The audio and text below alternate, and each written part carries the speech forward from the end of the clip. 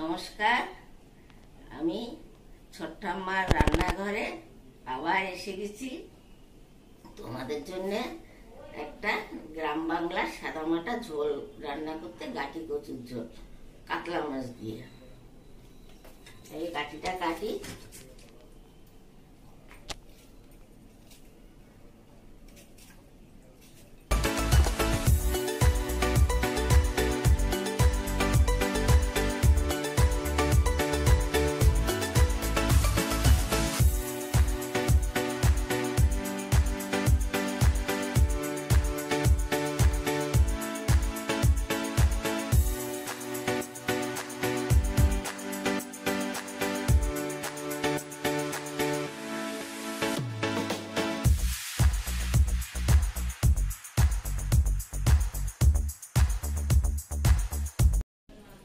একটু দিয়ে নেই।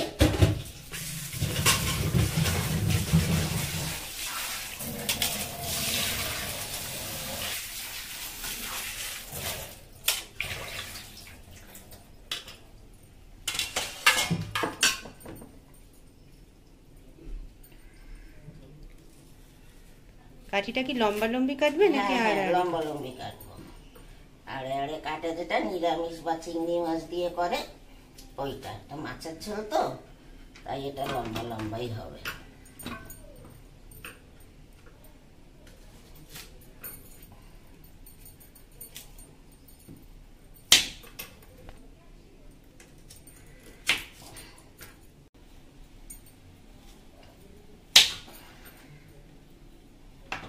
আচ্ছা দেখো আমার এর মধ্যে কি কি লাগবে। এই কাতলা মাছ, এই গাঠি, এই নুন, হলুদ, লঙ্কার গুঁড়ো, গোলমরিচ, কাঁচা লঙ্কা আর জিরে ভাজার গুঁড়ো দেবো, তেজপাতা আর জিরে ভাজা ফোড়নে দেবো। এই দিয়ে আমি রান্না করব ঝোলটা। দিলে কড়াইটা বসাই, আর এদিকে সাইডে একটু গরম জল দেবো। গাটিতে একটু গরম জল দিলে তরকারির স্বাদটা ভালো হয়।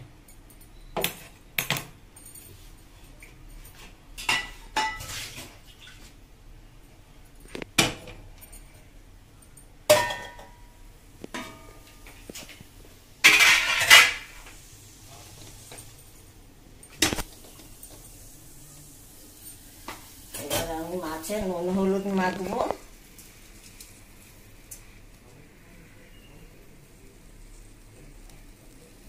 এটা কি শুধু কাতলা মাছ দিয়ে হয় না অন্য সব রকম দিয়ে হয়? তুমি জ্যান্ত মাছ, যে কোনো জ্যান্ত মাছ দিয়েই করতে পারো। কই মাছ, শোল মাছ, কাতলা মাছ, এই ধরনের যে মাছ আছে, আশালা তুমি ছোট ছোট মাছ সব দিয়ে করতে পারো। গাটি অনেক রকম রান্না করা যায়। আর চিংড়ি মাছ দিয়েও হয়? হ্যাঁ, চিংড়ি মাছ দিয়ে তো অবশ্যই আরো বেশি ভালো হয় চিংড়ি মাছ দিয়ে।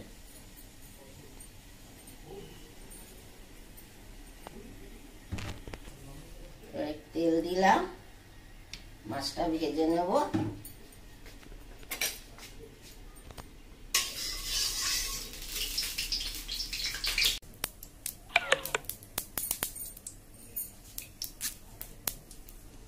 তেলটা এবার গরম হয়ে গেছে, আমি এবার মাছটা ভেজে নেব। মাছের মধ্যে একটু নুন দেবো তেলে, দিলে মাছটা কড়ার গায়ে লাগে না।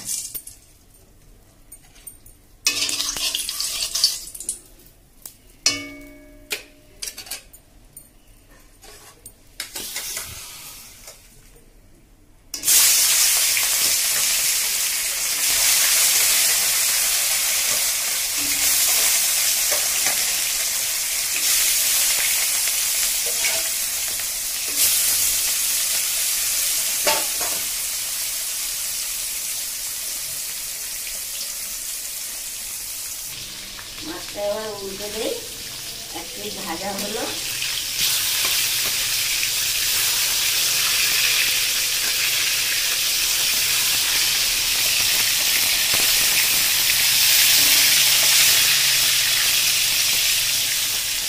মাছটা একটু ভালো করে ভাজতে হবে। মাছটা একটু ভালো করে ভাজতে হবে। আর জ্যান্ত মাছ তো একটু ভাজতে টাইম লাগে। এই রান্নাটা তুমি কোথা থেকে শিখেছো মা? এটা আমাদের পুরনো রান্না, আমার মা রান্না করতো, ঠাকুমা রান্না করতো, শাশুড়ি করতো। এটা আমার বাংলাদেশের রান্না।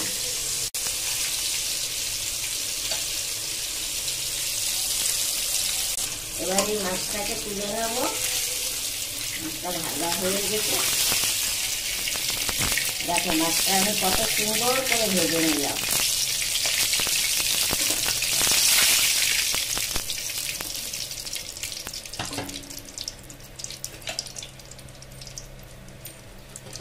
এবার কি দেবে মা? দেবো একটুখানি তেল নামিয়ে নিয়ে এবার একটু জলে সিদ্ধ করে নেবো গাটিটা, তাহলে স্বাদটা বেশি হয়। ভাজলে গাটি স্বাদ হয় না।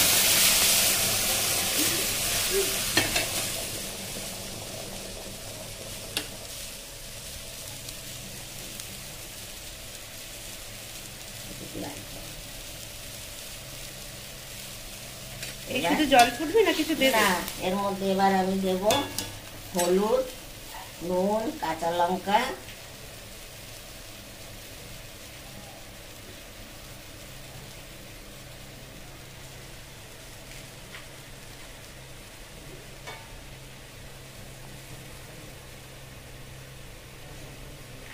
লঙ্কার গুঁড়ো সামান্য রং করা, কাঁচা লঙ্কা চিড়ে দেবো। জলটা ভালো করে জাল হয়ে গেলে এর মধ্যে গাটিটা দিয়ে দেবো।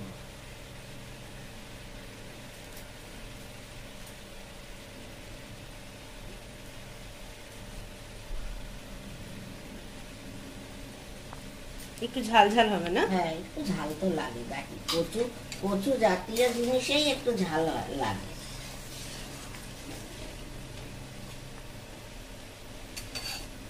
এবার জাল হয়ে গেল। এবার আমি গাটিগুলো সব দিয়ে দেবো এর মধ্যে।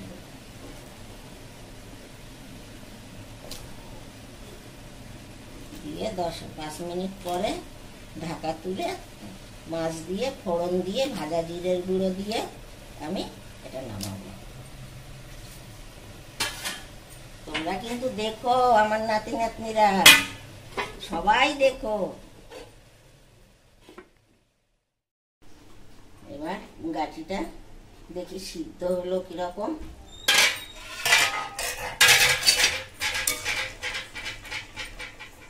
গাঠি খুব সুন্দর সিদ্ধ হয়ে গেছে।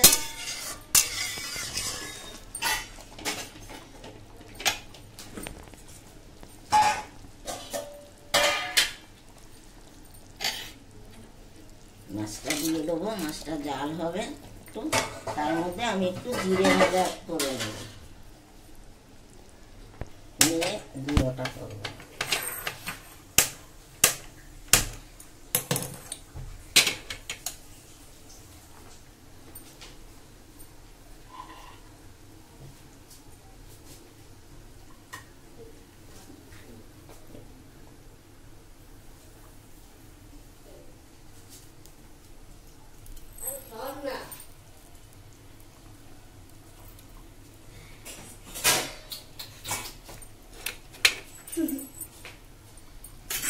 ভেজে নিই, দিয়ে গুঁড়ো করবো, করে গাঠিটা একটু ফোড়ন দেবো।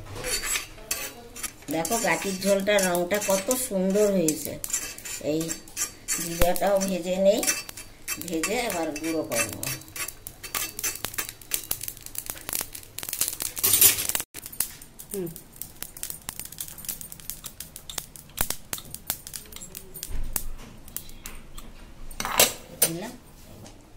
এবার কি নামাবো? হ্যাঁ, এবার না, মাছটা দিয়ে দিচ্ছি, জাল হয়ে গেছে।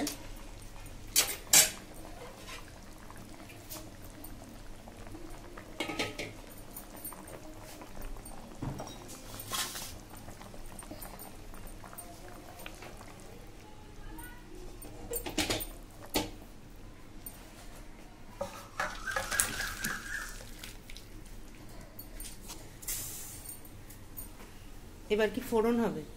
এবার একটু ফোড়ন দেব।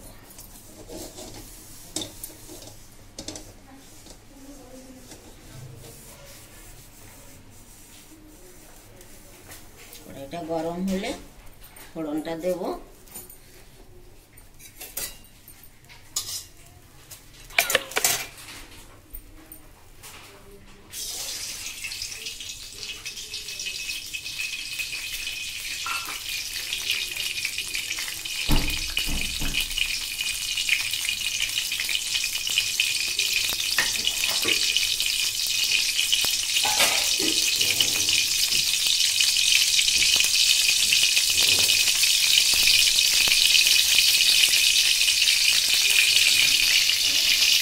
তেজপাতাটা দিলাম, জিরেটা দেবো, জিরে দিয়ে ফোড়ন হয়ে গেলে মাছ ঢেলে দেবো।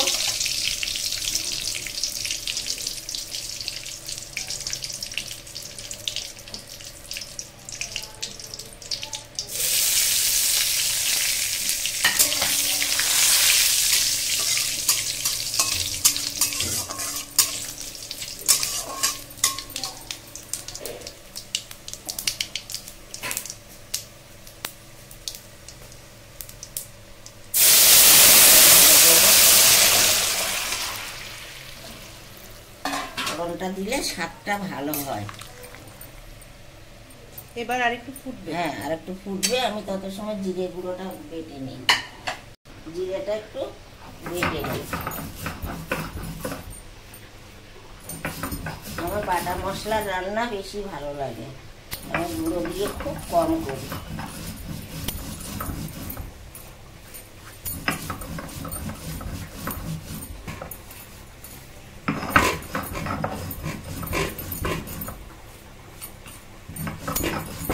গুঁড়ো মশলা করা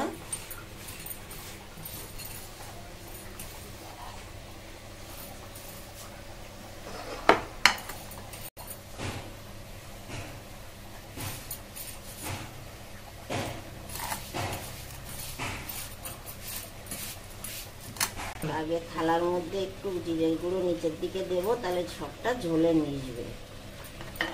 গোলমরিচটা পরে দেবে? এখনই দেবো গোলমরিচটা।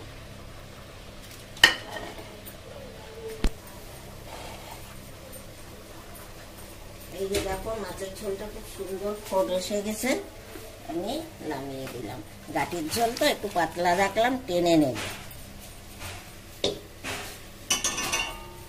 ঝোলটা তো খুব সুন্দর দেখতে হয়েছে। হ্যাঁ, দেখো তোমরা একটু কষ্ট করে দেখো।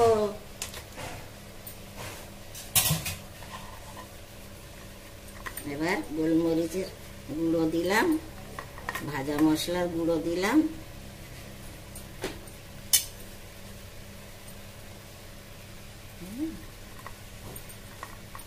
এটা এরকম ভাবে এবার থাকবে। এবার ঢাকা দিয়ে রেখে দেবো। এবার একটু ঢাকা দেবো।